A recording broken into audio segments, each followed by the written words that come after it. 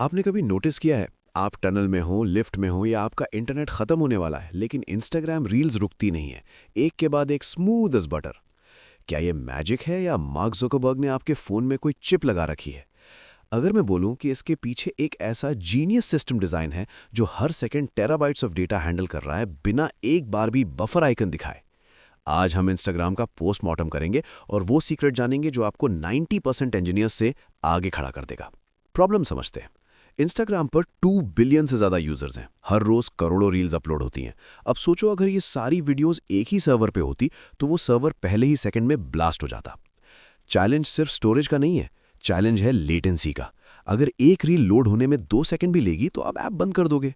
Instagram का goal simple है, user को स्क्रॉल करते रहने दो, दिमाग मत चलाने दो। और इस नो लैग एक्सपीरियंस को क्रिएट करने के लिए हमें चाहिए एक मैसिव डिस्ट्रीब्यूटेड सिस्टम। इसे एक सिंपल एनालॉजी से समझते हैं। सोचो आपने जोमैटो से खाना ऑर्डर किया। अगर जोमैटो का हर ऑर्डर डायरेक्ट रेस्टोरेंट के किचन से आपके घर आए तो बहुत टाइम लगेगा। लेकिन अगर जोमैटो हर एरिया में एक क्लाउड किचन या डिस्ट्रीब्यूशन सेंटर बना दे जहां पॉपुलर डिशेस पहले से तैयार हैं, तो डिलीवरी 10 मिनट में हो जाएगी।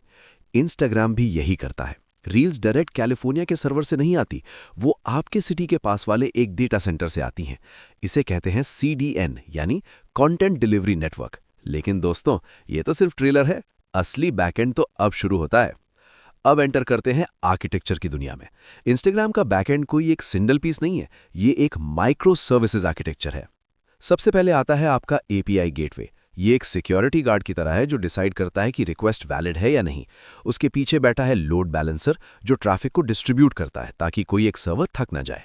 फिर आती हैं सर्विसेज, यूजर सर्विस, आपका प्रोफाइल, फॉलो सर्विस, कौन किससे जुड़ा है, और सबसे important reel service. Data save करने के लिए हम यूज करते हैं PostgreSQL मेटाडेटा के लिए और Cassandra हाई स्केल फीड्स के लिए। और हाँ, वीडियोस के लिए हम डायरेक्ट DB नहीं, S3 like object storage use करते हैं। चलो स्टेप बाय स्टेप देखते हैं। जब आप नेक्स्ट रील पर स्वाइप करते हो तो होता क्या है। क्लाइंट रिक्वेस्ट, आपका फोन एक रिक्वेस्ट भेजता है, लेकिन ये रिक्वेस्ट डायरेक्ट सर्वर नहीं जाती, ये जाती है नियरेस्ट CDN नोड पर।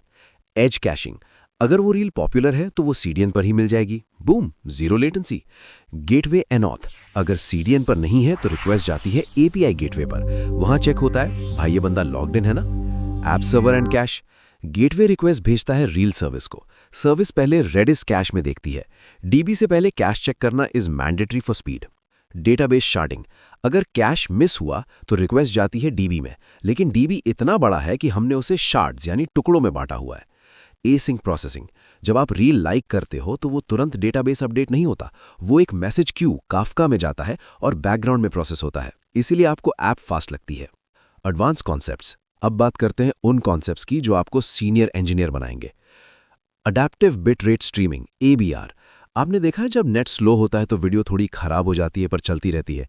इंस्टाग्राम हर वीडियो के 5 से 6 वर्जन्स बनाता है, 1080p, 720p, 360p। इसे कहते हैं ट्रांसकोडिंग। आपके नेटवर्क के हिसाब से सर्वर डिसाइड करता है कौन सा वर्जन भेजना है।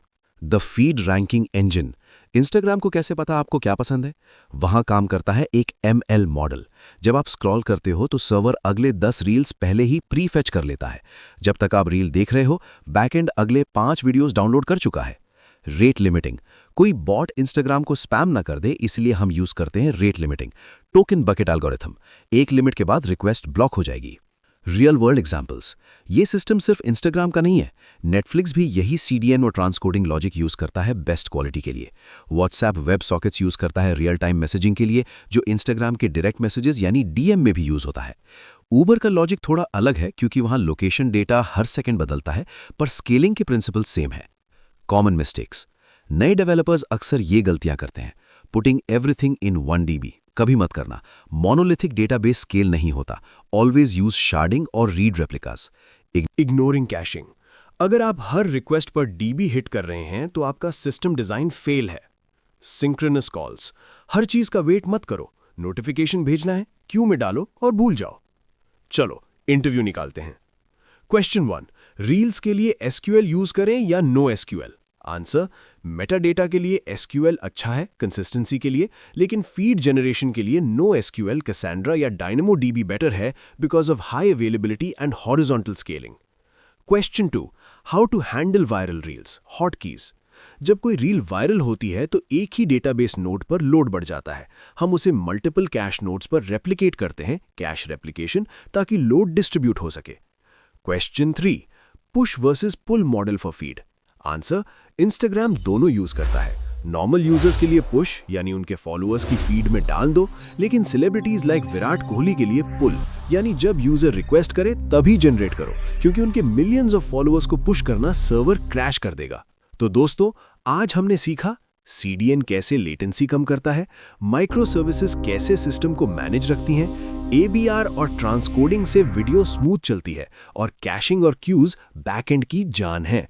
अगर यहां तक देखा है तो नीचे कमेंट में लिखो सिस्टम डिजाइन मास्टर। इससे मुझे पता चलेगा कि आप सीरियस इंजीनियर हो। वीडियो पसंद आई तो लाइक करो, और अगला सिस्टम डिजाइन किसका चाहिए, व्हाट्सएप, उबर या नेटफ्लिक्स, कमेंट में बताओ।